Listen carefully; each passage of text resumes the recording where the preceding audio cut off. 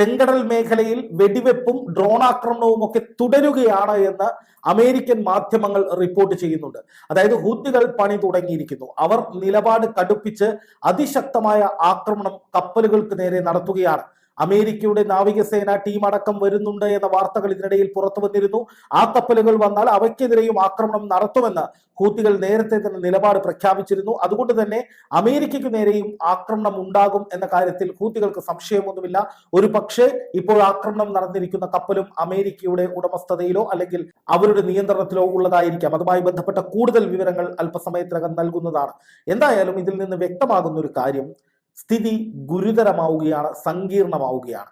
ഹൂത്തികൾ അമേരിക്കയെ ലക്ഷ്യം വെച്ചിരിക്കുന്നു. അമേരിക്കയ്ക്ക് കൊടുത്തിരിക്കുന്ന ഒരു മുന്നറിയിപ്പ്, ഹൂത്തികളുടെ ഒരു മുന്നറിയിപ്പ് പുറത്തു വന്നിരിക്കുന്നത്, ചെങ്കടൽ കത്തും, ഞങ്ങൾ കത്തിക്കും, ഏതറ്റം വരെയും പോകാൻ ഞങ്ങൾ തയ്യാറാണ്, ഞങ്ങൾ തുടങ്ങിക്കഴിഞ്ഞു എന്നാണ്.